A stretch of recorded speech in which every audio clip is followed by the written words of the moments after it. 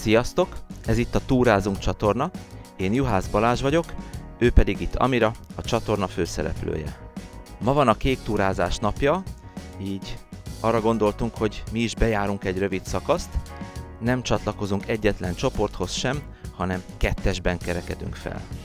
A 15. szakasz első felét fogjuk bejárni, a Rozália téglagyártól indulunk, és a Csobánka fölött található Szent Kútnál fogjuk megszakítani a túrát.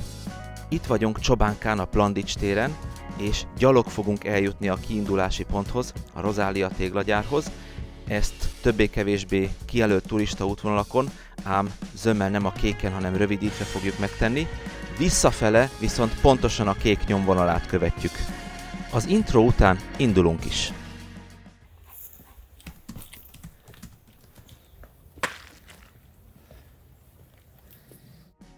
A mai Csobánka területe már az őskortól lakott volt, a Kiskevély oldalában található Mackó barlang közelsége miatt.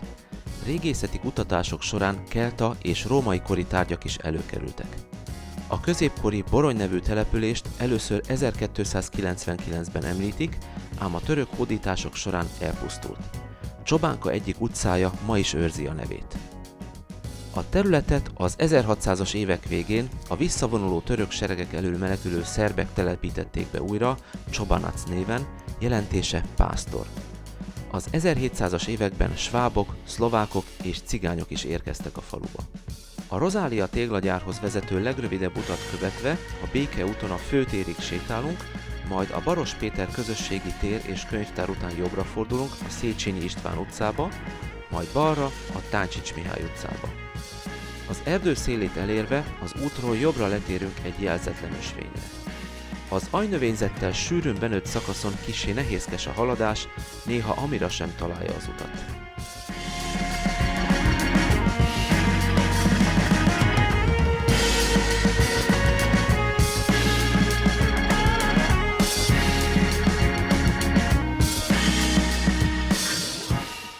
A nagy feszültségű távvezeték pásztájában balra fordulunk, és 30 métert sétálunk a turistajelzésig. A sárga jelzést követve jobbra fordulunk, és felkapaszkodunk a Kiskevély szoknyájára. A következő elágazásnál pedig balra fordulunk, ahonnan jó darabig a kék jelzést követjük.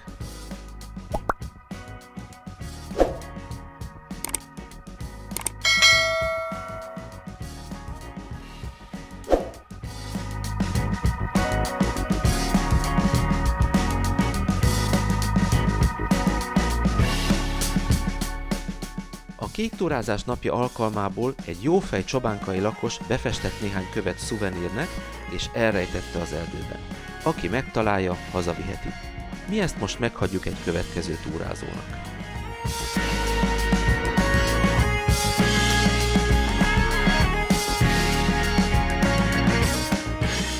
A Pilis-hegység földrajzi kistáj és röghegység a Duna jobb partján, Csillaghegy és Esztergom között húzódik. A fővároshoz közel eső első nagyobb vonulata a Kevélyek, túránk során ezt keresztezzük.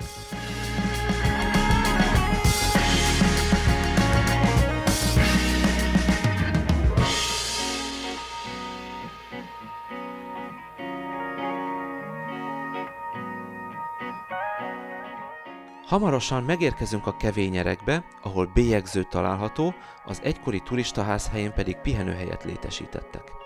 Bélyegezni, majd visszafelé fogunk, most tovább haladunk a téglagyár felé.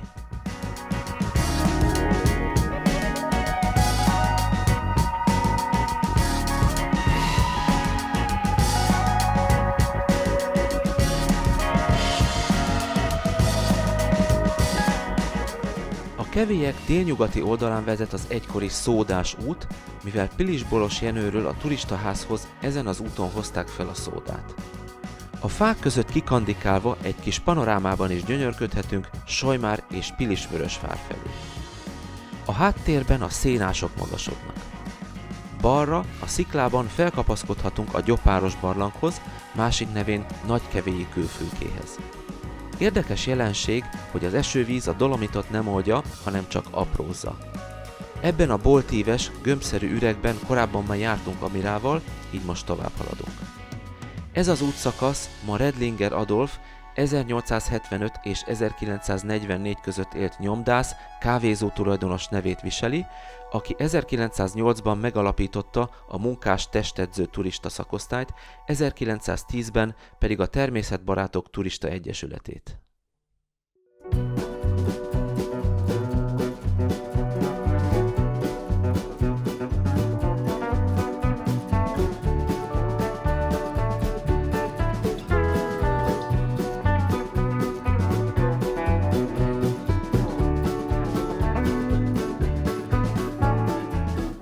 Hamarosan leérünk a kerékpárútra, ahol balra fordulunk.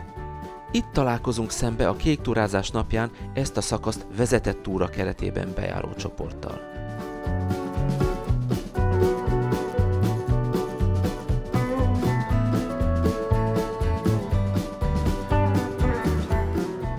Jobb oldalon hamarosan elfogy mellőlünk az erdő, ekkor letérünk a kerékpárútról. A kitaposott ösvényről érdemes a sziklaperemig sétálni, ahonnan megpillanthatjuk a Teve sziklát.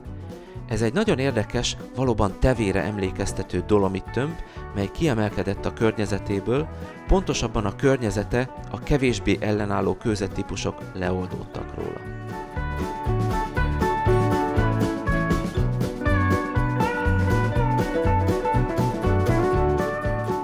Elhaladunk a kis fenyves mellett, majd előtűnnek Pilisboros Jenő házai. A Vendelhegy lankájáról megpillantjuk az oly népszerű Kevéhegyi levendulamezőt. A júniusi virágzáskor mi is meglátogatjuk, csak nem minden évben.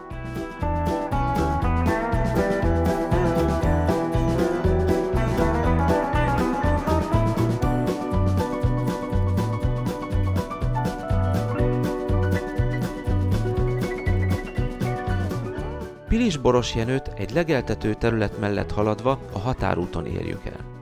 Ez a zsákfalu a fővároshoz legközelebb eső pilisi település.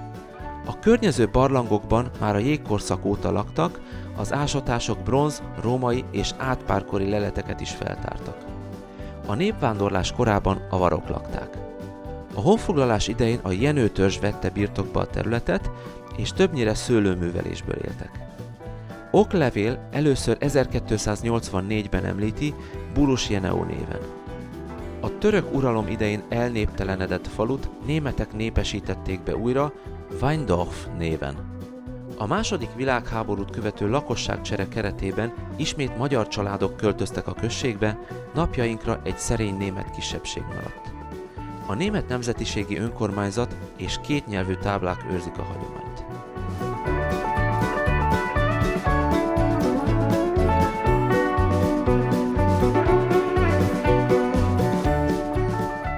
Kőfaragó, majd jobbra az Erdő utcán haladunk tovább. Az erdő szélét elérve balra fordulunk, és letérünk a kék jelzésről, mivel ez rövidebb útvonal. Az egykori agyagbánya területét, mely a Budai Tégla és Cserépipari vállalatot szolgálta ki, jobbára visszahódította a természet. Az útvonal a nevéhez híven tele van kisebb-nagyobb kövekkel, sziklákkal, olykor lépcsőszerűen elhelyezkedve.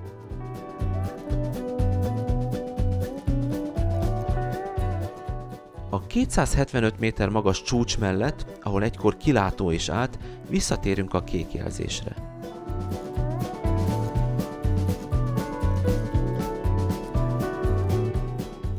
Egy éles jobbkanyar után ereszkedni kezdünk. Mielőtt elérjük a központtól elkülönülő, a 10-es főút mentén épült településrészt, balra fordulunk, és az erdőből kiérve a művelt földek közötti jelzetlen ösvényeken sétálunk. Végre megpillantjuk a Rozália téglagyárat, mögötte a Csúcshegy, balra tőle a tornyokkal tűzdelt 3-as határhegy.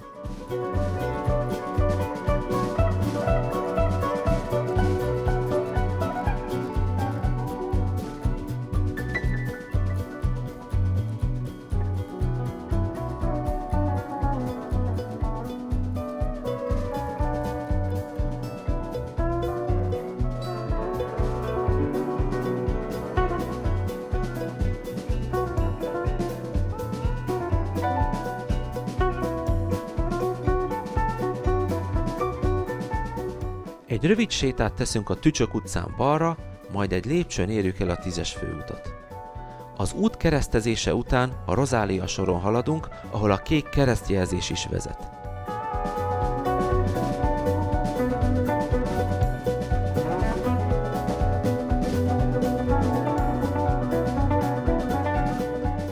Átkelünk az Aranyhegyi patakon, majd a Budapest-Esztergom vasútvonal a vágánypárján is.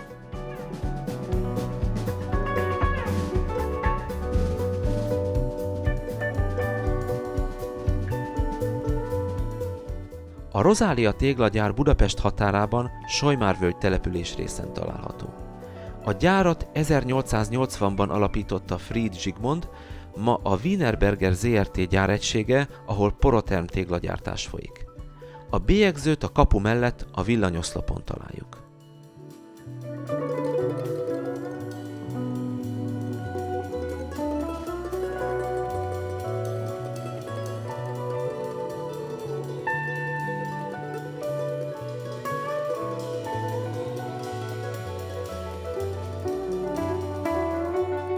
Bélyegzés után immár a kék jelzésen folytatjuk az utat, a túra hivatalos része tulajdonképpen itt kezdődik.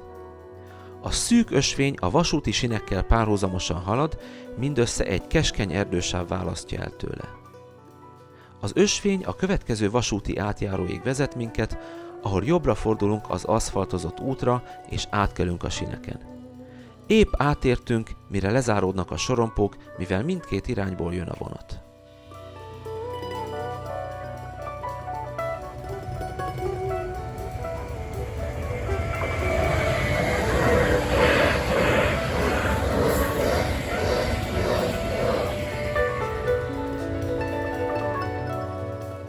Ismét átkelünk az Aranyhegyi patakon, és a 10-es főút felé sétálunk. Pilis-Boros Jenő házai fölött kirajzolódik a Kövesbérc. Az átkelést itt zebra és jelzőlámpa is segíti.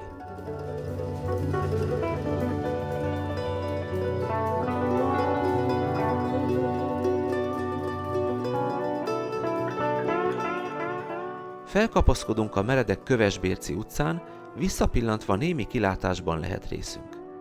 Az utca tetején a Nemzeti Park feliratú táblánál elhagyjuk az aszfaltot, és az erdőben kanyargunk tovább. Amira olykor kényelmesre veszi a kidőlt fák kihívását.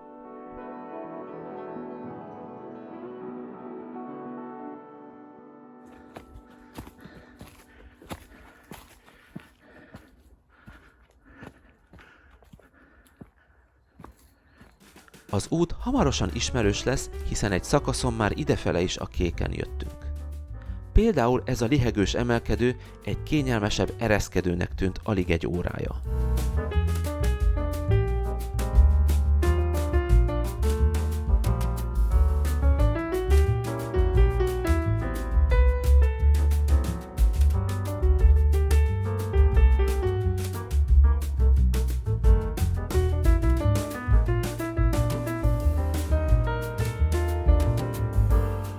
Végig a kék jelzésen sétálva az egykori agyagbánya más területei kerülnek a lábunk elé. A határúton sétálva gyönyörűen kirajzolódik a Nagykevély. Elhaladunk a sorompó mellett, és a legeltető területet követően hamarosan beérünk az erdőbe.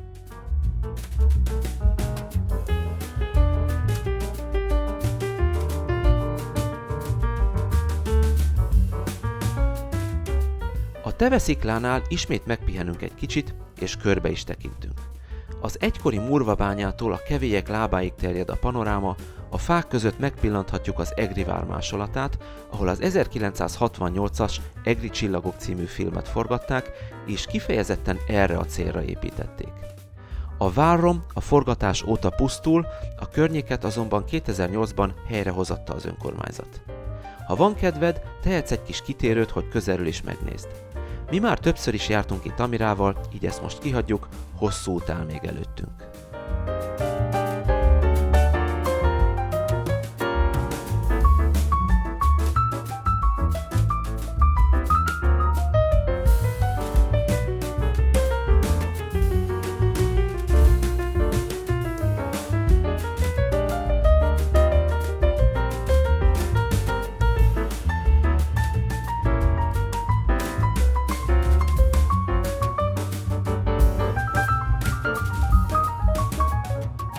Felkapaszkodunk a Redlinger Adolf úton, és ismét rápillantunk a Gyopáros barlangra.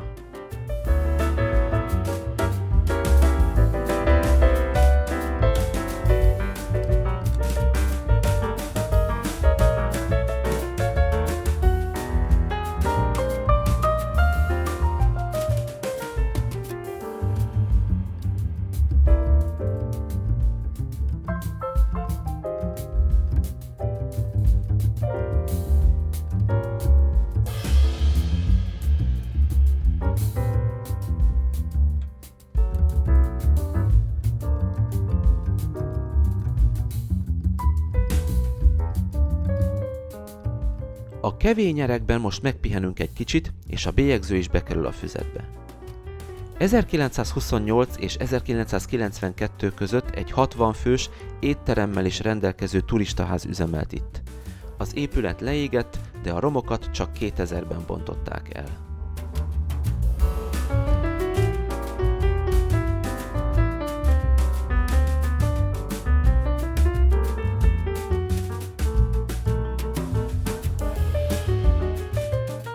Lefelé egy kicsit szaporábbra vesszük a lépteket, hiszen szeretnénk még sötétedés előtt visszaérkezni.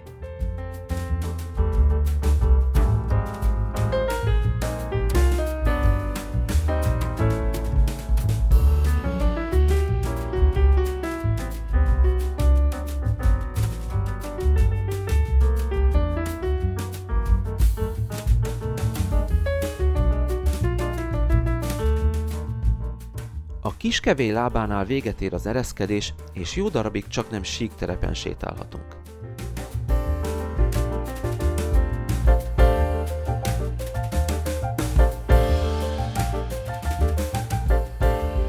Egy éles jobb kanyarnál balról becsatlakozik a Mária út. Egy kis kitérővel meglátogathatod az egykori Murvabánya sárgás szikláit. Mi már ezt is láttuk korábban, így tovább megyünk.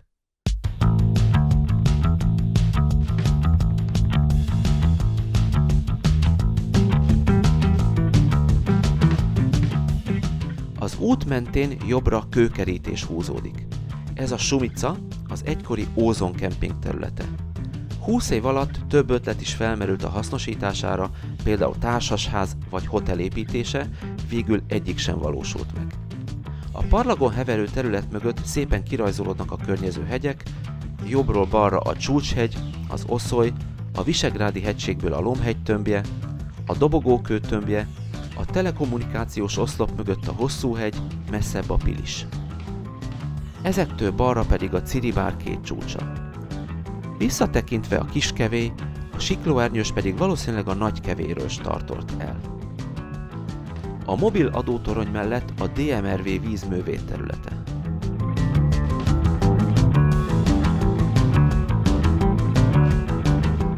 A Csobánkai Nyeregnél keresztezzük az 1109-es utat.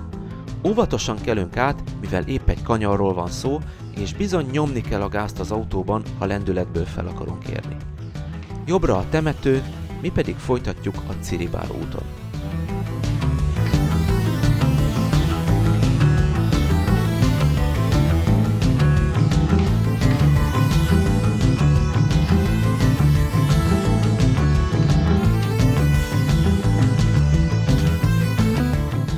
Balra egy kis kitérővel a kék barlangjelzésen ereszkedhetünk le a Macska barlanghoz és a Dinó rejtethez. Az előbbi egy időszakosan aktív víznyelő barlang, a hegyoldalból lefolyó csapadékvizet nyeli el, és onnan kapta a nevét, hogy az 1300-as években egy vadmacska tanyázott a környéken. Az üregrendszert előszeretettel használják denevérek téli szálláshelyként és párzóhelyként. Az utóbbit pedig 1972-ben fedezték fel, a nevét pedig a csapat egyik tagjának Bece nevéről kapta.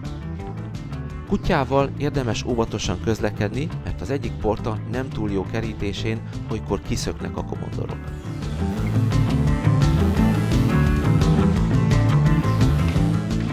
Miközben tovább mentünk, és jobbra letértünk a Ciribár útról. A tarra vágott domboldalon keresztül jobbra feltűnnek Csobánka, messzebb pedig Pomász házai. Balra pedig a Lomhegy tömbje.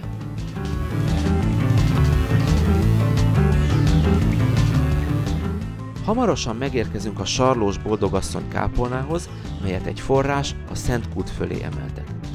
A forrás és az erdei kápolna történetéről egy korábbi kirándulásunk alkalmával már meséltem. Ha kíváncsi vagy rá, nézd meg azt a videót is, a linket megtalálod a leírásban.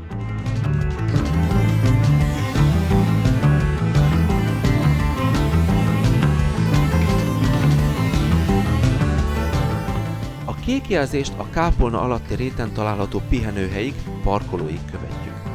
Szemben az Oszoly és a Csúcshegy. A kék jelzés a legeltető terület mellett balra fordul, és a Deraszurdok, illetve Pilis-Szentkereszt felé megy tovább. Mi itt befejezzük a túra hivatalos részét, és a zöld jelzésen sétálunk vissza Csobánkára. A következő túránk egyébként épp ez a szakasz lesz, egészen Dobogókőig.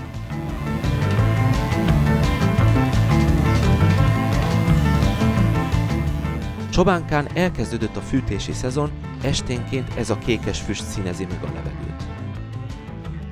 Hamarosan visszaérkezünk indulási helyünkre, a Plandics térre. A lenyugvó nap még épp megfesti a környező hegyeket. Közben el is búcsúzom, köszönöm, hogy virtuálisan végigkövetted velünk ezt az útvonalat, esetleg kedvet is kaptál, hogy felkerekedj. Ha szeretnél értesülni további beszámolóinkról, ne felejts el feliratkozni a csatornára. Ha szeretnéd támogatni a csatornát, a leírásban találsz minket. Tarts velünk a következő túrán is!